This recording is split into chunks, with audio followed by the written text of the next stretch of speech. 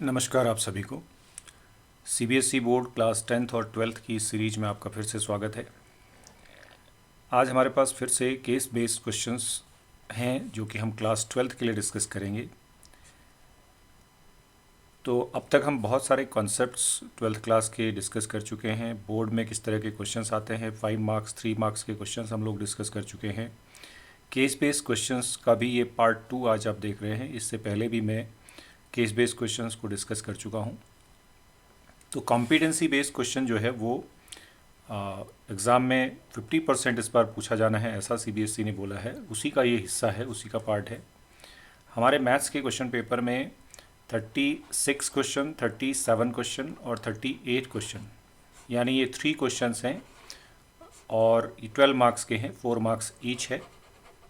ये 3 क्वेश्चन तो case base यानी पैसेज बेस्ड क्वेश्चंस ही आते हैं। और ये किस तरह से हम लोग अटेम्प्ट करें और किस तरह के क्वेश्चन हमसे पूछे जा सकते हैं, कौन सा कॉन्सेप्ट हम उसमें अप्लाई करेंगे, किस टॉपिक पर बेस्ड क्वेश्चंस आते हैं, वो आप इस वीडियो की हेल्प से समझ पाएंगे। और हम डिस्कस करेंगे किस तरह से हम इन क्वेश्चंस को सॉल्व करते हैं। तो इस तरह का अगर कोई क्वेश्चन आता है तो आप आसानी से उसे अटेंड कर पाएँ, ऐसी हम उम्मीद रखते हैं। तो ये क्लास 12th के लिए और 10th के लिए दोनों हमारी सीरीज चल रही है। बहुत सारे वीडियोस मेरी हैं जिसमें हमने क्लास 10th और 12th के क्वेश्चन पेपर्स को, सैम्पल पेपर्स को, टॉपिक वाइज क्वेश्चंस को डिस्कस किया है। अगर आपने अभी तक नहीं देखी हैं तो ज़रूर प्लेलिस्ट में जाइए। क्लास 10th और 12th की अलग अलग प्लेलिस्ट हैं, तो उनमें आप ये प्रैक्टिस कर सकते हैं और समझ सकते हैं कि किस तरह के क्वेश्चन जो है क्लास 10th या 12th में मैथमेटिक्स में, स्पेशली इन सीबीएसई बोर्ड, पूछे जा रहे हैं। तो बिना टाइम वेस्ट किए हम सीधे क्वेश्चंस पर आते हैं कि आज हमारे पास जो क्वेश्चंस हैं डिस्कशन के लिए वो क्या है। तो ये हमारे पास क्वेश्चंस हैं और ये हम बोर्ड के ही क्वेश्चंस को इसलिए ले रहे हैं कि ये बड़े स्टैंडर्ड क्वेश्चंस होते हैं और हमें इससे आइडिया आ जाता है कि किस तरह के क्वेश्चंस हमसे पूछे जा सकते हैं। तो केस बेस्ड क्वेश्चंस हम लोग कर रहे हैं, यानी जो पैसेज बेस्ड क्वेश्चन है 36, 37, 38। तो हमने सेक्शन सी लिया है, सेक्शन ई ही लिया है किसी पेपर का।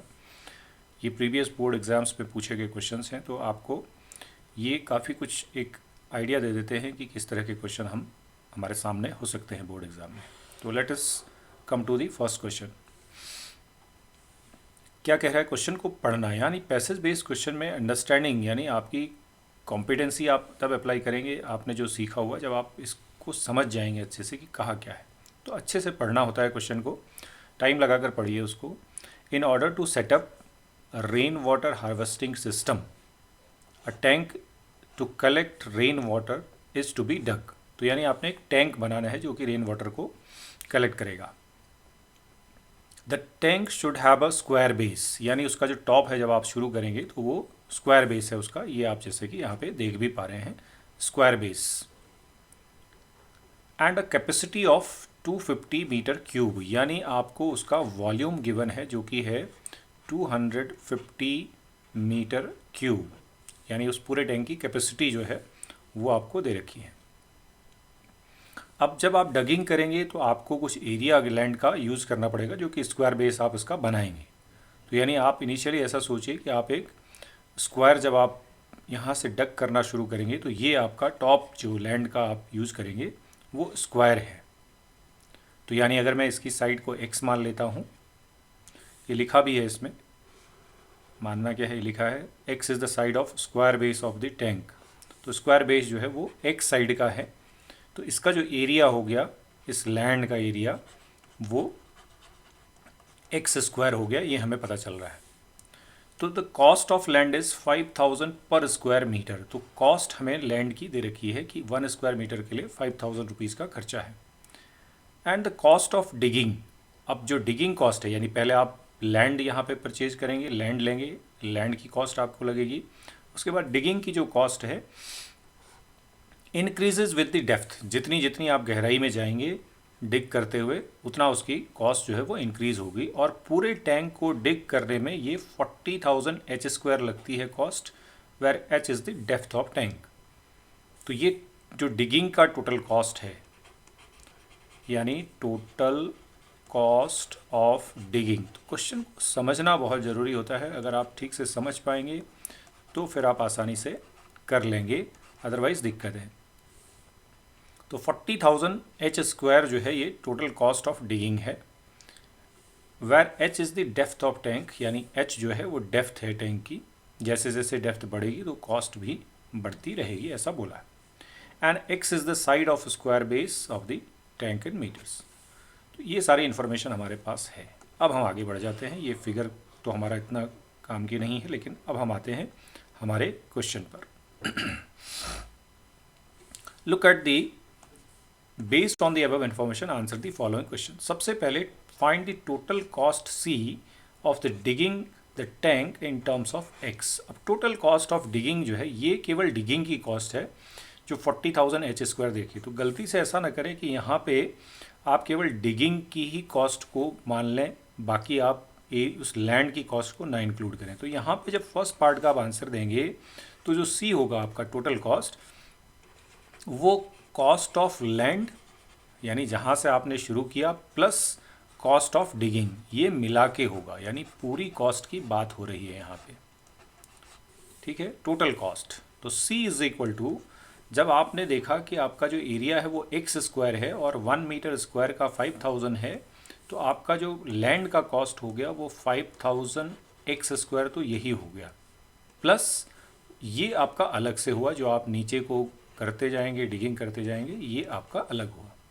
बट इन्होंने कहा कि इन टर्म्स ऑफ एक्स ही करना है, लेकिन हमारे पास तो एच आ गया। तो अब इसके लिए आप वॉल्यूम का कॉन्सेप्ट यूज़ करेंगे। तो वॉल्यूम है क्या, LBH।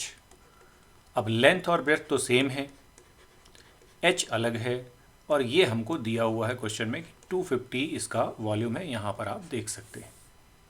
तो यहाँ से आपको H की वैल्यू मिल जाएगी। तो S इज इक्वल टू हो गया 250 अपॉन एक्स स्क्वायर। अब आप C की वैल्यू लिख सकते हैं। Now your C is equal to 5,000 X square plus 40,000 into H means ये, और H का भी स्क्वायर है, यानी 250 का स्क्वायर अपॉन x की पावर 4 हो जाएगा, क्योंकि स्क्वायर का भी स्क्वायर है। तो ये आपका फर्स्ट पार्ट का आंसर हो गया। तो फर्स्ट पार्ट में आपने केवल इतना ही बताना है कि जो कॉस्ट, टोटल कॉस्ट है, वो इन टर्म्स ऑफ x आपने बता देनी है। This is your first part. अब आप इसी पार्ट से आगे बढ़ेंगे। अब आते हैं सेकेंड पार्ट में। सेकेंड पार्ट में आपसे पूछा है फाइंड DC अपॉन DX। अब DC अपॉन DX निकालते हैं।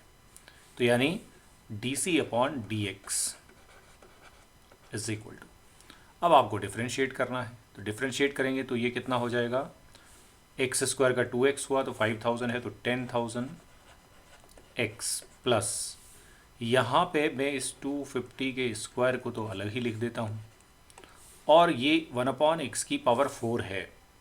तो 1 अपॉन एक्स की पावर 4 मतलब x की पावर -4।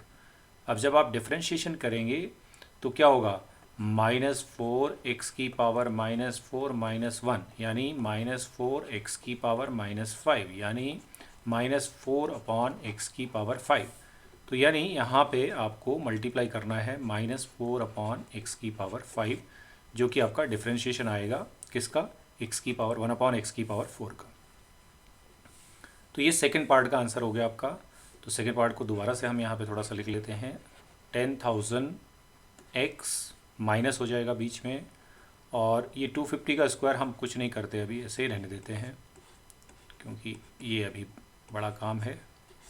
तो अपॉन एक्स की पावर 5 हम यहाँ पे इसको छोड़ सकते हैं। This is our DC upon DX। तो डिफ्रेंशिएट करके आपने छोड़ दिया। So this is your second part of this question. Second part में फाइंड DC अपॉन DX ही था आपके लिए। तो फिर क्या पूछा है, ये देखिए, अब find the value of x for which cost is minimum. ये आपसे पूछा है, find the value of x for which the cost is minimum, C is minimum. अब C मिनिमम करने के लिए आपको जो DC अपॉन DX आपने निकाला है, DC अपॉन DX, ये है हमारे पास क्या, 10,000 एक्स, एक तो ये था, देख लेते हैं 10,000x माइनस 250 का स्क्वायर है इंटू 4 है, तो minus 250 square into 4 upon X raise to the power 5। इसे हमें ज़ीरो करना है।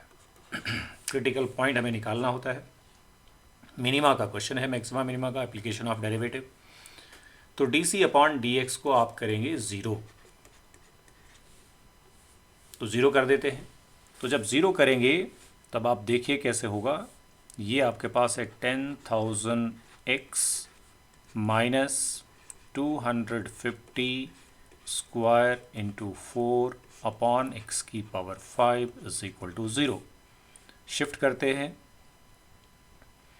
तो हमारे पास आ जाएगा 10,000x की पावर 6 हो जाएगा, इधर आ जाएगा ये, is equal to 250 into 250 into 4, ये हमें मिलेगा। अब इसको थोड़ा सिंप्लीफाई करेंगे आप, तो यहाँ पे थोड़ा सा केयरफुली सिंप्लीफिकेशन करना है। देखो 2 ज़ीरो मैं कैंसिल कर सकता हूँ, क्योंकि यहाँ पे से 2 ज़ीरो और यहाँ के 2 ज़ीरो मेरे कैंसिल हो गए, और इस 4 से ये 100 भी मेरा 25 टाइम्स कैंसिल हो गया, ठीक है।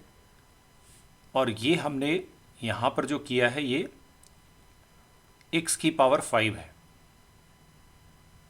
और इधर हमारे पास ये इस तरह से आ रहा है, ठीक है। तो यहाँ पे हम देखते हैं कि ये 25x की पावर 6 ये हो गया, x की पावर 6, और इधर जाके ये 0 हो गया, ओके। इज इक्वल टू, अब हमारे पास जो बचता है वो देख लेते हैं, वो है हमारे पास 25 इंटू 25। तो ये हम एक बार और चेक कर लेते हैं। 250 का स्क्वायर हमने किया था, just minute, let me check first. यहाँ से हम एक बार देख लेते हैं इसको, x की पावर 4, अच्छा ये अभी छूटा ना हमारा 40,000, और हमने लिखना इसमें छोड़ दिया, नेक्स्ट पेज में आने से ये दिक्कत हुई। यहाँ पे हमारे पास 40,000 भी मल्टीप्लाइड है, यहाँ पे मैं लिख देता हूँ 40,000 भी था, 40,000 एच स्क्वायर था, और यहाँ पे 40,000 मैं ये लिख दे रहा हूँ, ठीक है। तो अब हमारे पास जो बचता है 40,000 एक्स्ट्रा यहाँ पर है, यहाँ पर भी आप मान लीजिए कि ये 40,000 और आपके पास है ये है, तो 40,000 ये है, ठीक है। इसीलिए हमको ये लग रहा था कि क्यों ऐसा आ रहा है, कुछ कम लग रहा था। तो ये 25 और कट गया, तो x की पावर 6 इज इक्वल टू, अब आपके पास है 25 इंटू 40,000। जब मल्टीप्लाई करेंगे तो 25 4 ज़ा 100 ये है, और बाकी 1 2 3 4 0 और है। तो x की पावर 6 इज इक्वल टू 10 की पावर 6, तो x इज इक्वल टू 10। तो यहाँ से आपको सॉल्व करके x निकाल लेना है, तो ये आपका x निकल गया इसमें, तो ये आपने ध्यान से देखना है, ठीक है। तो x आपका निकल गया, तो x की वैल्यू आ गई हमारे पास 10, लेकिन क्या 10 पे ये मैक्सिमा मिनिमा है, मिनिमा भी देखना है। तो मिनिमा देखने के लिए इसको आपको एक बार और डिफ्रेंशिएट करना पड़ेगा, तो इसको डिफ्रेंशिएट करके देखते हैं।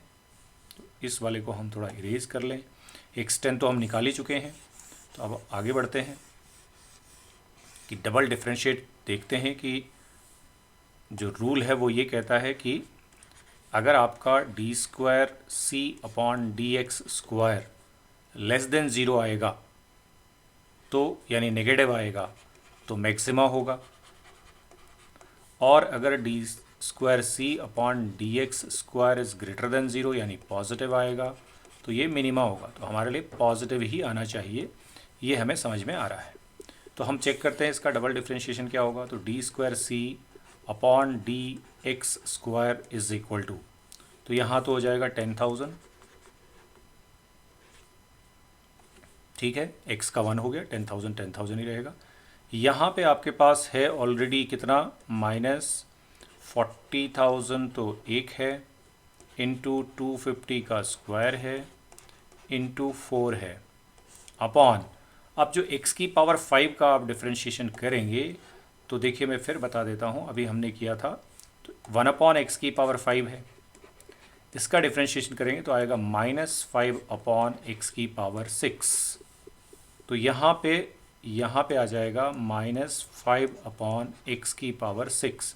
अब ये माइनस माइनस हो जाएगा प्लस, तो ये 10,000 तो पहले से है प्लस 40,000 इंटू 250 का square into 4 into 5 upon x की पावर 6। अब देखिए अगर आप x की वैल्यू इसमें 10 डालेंगे तो ये पूरा ही पॉजिटिव आएगा, नेगेटिव आने का कोई इसमें चांस है ही नहीं, क्योंकि पूरे ही टर्म जो है वो पॉजिटिव है, ये भी पॉजिटिव है और ये भी पॉजिटिव है।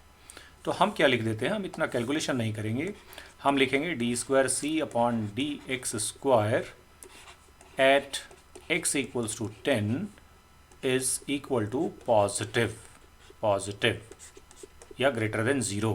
पॉजिटिव नहीं लिखना है तो आप क्या लिख सकते हैं यहाँ पे, इसकी जगह लिख सकते हैं ग्रेटर देन 0। दिस शोज, ये बताता है आपको कि जो कॉस्ट है C is minimum at x equals to 10। x equals to 10 पे आपका जो कॉस्ट है वो मिनिमम होगा। ये आपका थर्ड पार्ट का आंसर हो गया, ये 2 मार्क्स का आपका ये पार्ट होता है, तो इसका आंसर आपने दे दिया। अगर आप ये पार्ट नहीं करना चाहते तो नेक्स्ट देख लेते हैं, नेक्स्ट कैसे करेंगे, तो नेक्स्ट पार्ट भी डिस्कस करते हैं। अब देखिए वापस नेक्स्ट पार्ट को देखते हैं हम लोग। ये है आपका check whether the cost function Cx express in terms of x, यानी जो कॉस्ट फंक्शन हमने लिखा था Cx जो कि था हमारे पास, वापस देखिए क्या था, कॉस्ट फंक्शन हमने देखा ही है, ये है, ये हमारा कॉस्ट फंक्शन है, ठीक है, 5,000x² प्लस 40,000 250 अपॉन एक्स की पावर 4। तो ये जो कॉस्ट फंक्शन है 5,000x² प्लस 40,000 इंटू 250 का स्क्वायर अपॉन एक्स की पावर 4, ये जो कॉस्ट फंक्शन है ये इंक्रीजिंग है या डिक्रीजिंग है, ये आपसे पूछा। अगर आप इस पार्ट को नहीं कर रहे मान लीजिए तो इसको कैसे करेंगे, तो तरीका फिर वही है। इंक्रीजिंग डिक्रीजिंग के लिए भी आपको पहले D C upon D X निकालना है, जो कि है 5,000 इंटू 2, मैं सीधा 10,000 ही लिख देता हूँ। चलिए, तो ये हम यहाँ पे हम कर चुके हैं वैसे पहले, लेकिन अब हम दोबारा कर रहे हैं इसको। 10,000x ये हो गया, यहाँ पे माइनस आएगा, 40,000 पहले से है, 250 का स्क्वायर भी पहले से है, और x की पावर 1 अपॉन एक्स की पावर 4 का करेंगे तो ये आ जाएगा। माइनस इसलिए आ गया कि मैंने प्लस को माइनस लिख दिया, क्योंकि x की पावर 1 अपॉन एक्स की पावर 4 का जब आप डिफ्रेंशिएशन करेंगे तो ये आएगा -4 अपॉन एक्स की पावर 5। तो ये इंटू 4 अपॉन एक्स की पावर 5, ये आपका डिफ्रेंशिएशन है, हम अभी इसको कर चुके हैं। तो ये हमने डिफ्रेंशिएशन कर लेना है।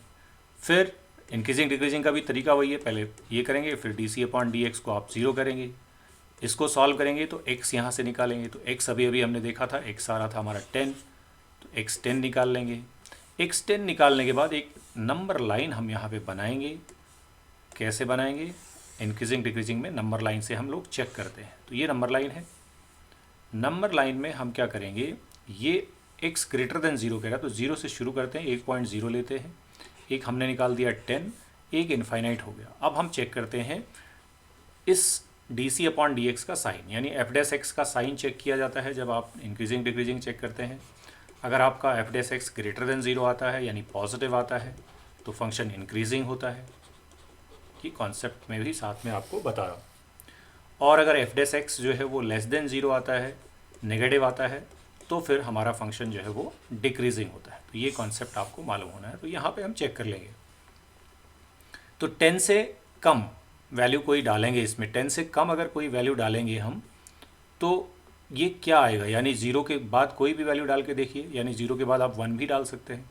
अगर मैं इसमें 1 डाल दूँ तो ये 10,000 माइनस 40,000 इंटू यानी ये नेगेटिव आने वाला है, दिख रहा है, यहीं से पता चल रहा है आपको। देखिए 0 के और 10 के बीच की कोई भी वैल्यू डालेंगे तो ये नेगेटिव आ रहा है, और 10 से बड़ी वैल्यू डाल देंगे कोई तो फिर ये यहाँ 1 लाख हो जाने वाला है और यहाँ ये डिवाइड होने वाला है, तो ये कम हो जाएगा, तो ये पॉजिटिव हो जाने वाला है। तो अब आपको लिखना होता है कि यहाँ पे यानी D C upon D X, अब आप लिखेंगे कैसे, D C upon D X is less than 0 if X belongs to what 0 to 10, अगर इस इंटरवल में देखते हैं तब, and D C upon D X is greater than 0 if X belongs to 10 to infinity, 10 के बाद का कोई भी नंबर डालेंगे तो ये, तो अगर ये दोनों चीज़ें एक साथ होती हैं तो हम बोलते हैं नाइदर इंक्रीजिंग नॉर डिक्रीजिंग। तो ये check whether the cost function is express in terms of X is increasing और नॉट, तो ये है नाइदर, इसके बाद ही लिखेंगे, जब यहाँ पहुँच जाएंगे इसके बाद हम लिखेंगे नाइदर इंक्रीजिंग नॉर डिक्रीजिंग। तो ये आपका इस तरह से ये आंसर आपका ये फर्स्ट क्वेश्चन का कंप्लीट हुआ। एक क्वेश्चन आपका ये हो गया। अब आते हैं हम सेकंड केस स्टडी की बात करते हैं कि सेकंड वाले को हम कैसे करेंगे। Let us come to second question. ये अब आपका सेकंड है, तो सेकंड केस स्टडी देख लेते हैं। ये आपके पास है, an octagonal prism has is a 3-dimensional polyhedron bounded by 2 octagonal bases, 8 rectangular side faces, ठीक है, ये 2 साइड और फिर 8 फेसेस हैं, 24 एजेस हैं एंड 16 वर्टिसेस हैं। तो ऐसा हमारे पास एक पॉलीहेड्रन है। The prism is rolled along the rectangular faces, roll किया, number on the bottom face, यानी जैसे ही रोल किया तो बॉटम में जो नंबर आएगा उसको हमने x से डिनोट किया है, ऐसा कह रहा है। X denote the number obtained on the this bottom face। तो फॉलोइंग टेबल, ये डिस्ट्रीब्यूशन की टेबल बना दी है एक आपके लिए, ये सिंपल है, ये क्वेश्चन में कुछ ज़्यादा आपके पास काम है नहीं। जब भी हम कोई डिस्ट्रीब्यूशन की टेबल बनाते हैं, फ्रीक्वेंसी डिस्ट्रीब्यूशन की टेबल जो बनती है यानी प्रोबेबिलिटी डिस्ट्रीब्यूशन की जब टेबल बनती है हमारे यहाँ पे, तो हमारी जो नीचे वाली लाइन है px, इसमें जो भी वैल्यूज़ हैं उन सबका सम जो है वो 1 होना चाहिए। तो यहाँ पर चेक कर लेते हैं 1 सम करके, तो 1 2 1 3 3 2 5 6 एंड 9, ठीक है, 3 2 5 2 7 8 2 1 3 3 2 5 5 2 7 और 1 8 8p तो हमें ये दिख रहा है, प्लस उसके बाद 1p स्क्वायर 2p स्क्वायर, इसके बाद 3p square 3 + 7 10p square plus p यानी एक और p है प्लस p प्लस 7 to 9 और 10p square is equal to 1। तो 9p plus 10p square is equal to 1। तो यहाँ से इसको आप सॉल्व कर लेंगे तो ये हमारे पास एक क्वाड्रेटिक इक्वेशन की तरह आ जा रहा है। ये आ गया 10p square plus 9p minus 1 is equal to 0। तो 10 के फैक्टर्स करते हैं तो 10 - 1 ही होगा, 10p square plus 10p minus p minus 1 is equal to 0। 10p को कॉमन लिया, p प्लस 1 माइनस 1 को कॉमन लिया, p plus 1 is equal to 0। ठीक है, इसका मतलब है कि हमारे पास दो फैक्टर्स आ गए, एक आ गया 10p माइनस 1 और एक p plus 1 is equal to 0। तो p की दो वैल्यूज़ हैं, एक है -1 जो कि इससे आएगी, एक है 1/10। तो ये तो हो नहीं सकती क्योंकि अगर ये होगी तो प्रोबेबिलिटीज़ नेगेटिव आ जाएंगी, जो हो नहीं सकती। तो p की वैल्यू हमारी यहाँ से हो गई 1/10। तो this is your first part solve. तो पहले पार्ट का आंसर तो बहुत सिंपल है, आपने सम करना है, इक्वल टू 1 करना है और उसे सॉल्व कर देना है, p निकाल देना। तो p हमारा 1/10 आ गया। देन सेकेंड पार्ट में पूछा है px इज़ ग्रेटर देन 6, जब 6 से बड़ा है। 6 से बड़ा तो फिर ये दो ही हैं 7 और 8। तो इसको जब आप करेंगे तो वो देख लेते हैं हम कैसे होगा, इसका आंसर दे देते हैं। तो नेक्स्ट पार्ट में आपसे पूछा है probability when x is greater then 6। तो 6 से बड़ा होना मतलब 7 और 8, यानी 2p square plus 7p square plus p, that is 9p square plus p। तो p की वैल्यू हम डाल देते हैं, तो 9 इंटू 1/10 का स्क्वायर यानी 1/100 प्लस 1/10 यानी 10 अपॉन ये ऐसे कर देते हैं इसको, तो आसानी से हम कर देंगे। तो 10 + 9 19 upon 100 is the answer of the second part. ये हो गया। तो ये आपका फर्स्ट पार्ट हो गया, सेकेंड पार्ट। अब देखते हैं थर्ड पार्ट में क्या कह रहा है। तो थर्ड पार्ट का ये हिस्सा देखते हैं कि इसमें क्या पूछा गया हमसे। P 1/10 है, ये हमें याद रखना है। ओके, ये 1/10 है और ये 19/100 है। ओके, अब कह रहा है P X is equal to, third part जब देखते हैं तो x is equal to 3m where m is a natural number. इस तरह की चीज़ों को थोड़ा समझना होता है। नेचुरल नंबर, तो नेचुरल नंबर मान लीजिए अगर आपको n को 1 लेना है तो फिर P X is equal to क्या आ जाएगा, 3 × 1 = 3। तो एक तो 3 वाला लेना है, ये समझ में आ रहा है। अगर आपने m को 2 लिया तो फिर plus P X is equal to 3 × 2 = 6। अगर m को 3 लेते हैं तो फिर 3 × 3 = 9 हो जाएगा, जो कि है नहीं। तो 3 और 6 वाले जो केस हैं उनको हमने ऐड कर लेना है। तो ये हमारा हो जाएगा P X is equal to 3m में आपके पास दो चीज़ें आ गई, एक तो 3 वाला यानी 2p और एक 6 वाला जो कि p² है। वैल्यूज़ डाल दीजिए, 2 × 1/10 + 1/100। तो ये सिंपल आपने वैल्यूज़ डाल देनी है यहाँ पे। तो ये हो गया 2/10 और इसको हम 10 से मल्टीप्लाई कर लेंगे, 1/100। तो ये 20 + 1 21/100 आपके पास आ जाएगा। तो इसका आंसर आपका 21/100 हो गया। तो यहाँ पे थोड़ा सा समझना है कि भाई क्या पूछा है। x = 3m का है, 3m मतलब m is a natural number, तो m 1 हो सकता है या 2 हो सकता है, क्योंकि आपके x की वैल्यू 8 से ज़्यादा है नहीं। इसके बाद आपने अगला पार्ट देखना है। अगर आप इसको नहीं कर रहे हैं तो फिर अगले पार्ट को करेंगे। अगला पार्ट है मीन। तो मीन का डिस्कशन मैं पहले भी कई बार आपसे कर चुका हूँ। तो मीन कैसे निकाला जाता है प्रोबेबिलिटी डिस्ट्रीब्यूशन में। तो मीन में इनको मल्टीप्लाई करना होता है। तो आपने इसको मल्टीप्लाई किया पहले वाले को, p को 1 के साथ, तो p आया, ठीक है। सम करना होता है, तो ex निकाल रहे हैं आप। तो सबसे पहले आप पहले दोनों को मल्टीप्लाई कर लें, वो p हो गया, प्लस इसको मल्टीप्लाई करेंगे 2 को 2p से, तो ये +4p हो जाएगा, प्लस 3 × 2 = 6, 6p हो जाएगा, प्लस ये 4p हो जाएगा। नेक्स्ट 4 और p का मल्टीप्लिकेशन है, फिर 5 × 2 = 10p हो जाएगा, प्लस फिर 6p² हो जाएगा, प्लस 7 × 2 = 14p² हो जाएगा, प्लस 8 से मल्टीप्लाई करेंगे तो 8 × 7 = 56p² एंड प्लस 8p, इतना हो जाएगा। ये सबका सम है। तो काउंट कर लेते हैं, 1 4 1 5, 5 और 6 11, 11 4 15, 15 और 10 25, 25 और 8 ये हो गया 33p। ये तो p हो गए।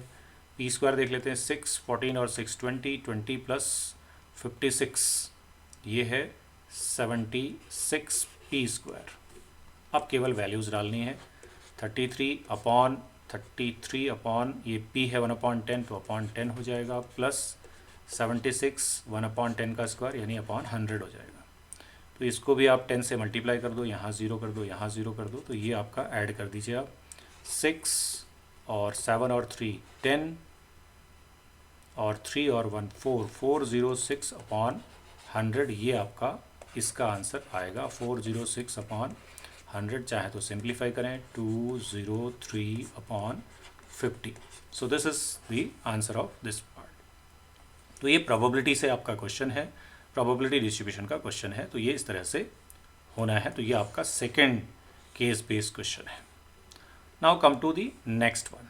तो अगला भी देख लेते हैं। तो तीनों हमने आज डिस्कस कर लेने हैं। तीनों ही केस बेस्ड क्वेश्चंस को हम देख लेते हैं किस तरह से पूछे गए हैं। तो 38 देखिए क्या है। A volleyball player serves the ball which takes a parabolic path given by this equation. इस इक्वेशन को मैं लिख रहा हूँ, ht इसका पाथ दिया हुआ है जो कि है -7/2t² plus 13/2t plus 1, where ht is the height. ये हाइट है एट टाइम t इन सेकेंड, जो कि t जो है 0 या उससे बड़ा है। इतनी इन्फॉर्मेशन आपको इस क्वेश्चन में मिल रही है, ठीक है। अब इसके बाद पूछा क्या है वो देखते हैं। तो इसको थोड़ा सा छोटा करेंगे तो अब देख पाएंगे हम लोग। यस, तो अब आप देखें तो पहला पार्ट पूछा है, is S T is a continuous function, क्या ये एस टी कंटिन्यूस फंक्शन है। तो कंटिन्यूस फंक्शन है या नहीं ये देखने के लिए आपको क्या करना होता है कि आपको ये चेक करना है फंक्शन कैसा है। तो ये जो फंक्शन हमको दिख रहा है एच टी यहाँ पे, ये एक सिंपल पॉलिनोमियल फंक्शन दिख रहा है। तो यहाँ पे कॉन्सेप्ट वाइज ही चीज़ें करनी है। तो ये पॉलिनोमियल फंक्शन है, और अगर पॉलिनोमियल फंक्शन है तो polynomial function is everywhere continuous. तो यहाँ पे आप लिखेंगे सिंस पॉलिनोमियल फंक्शन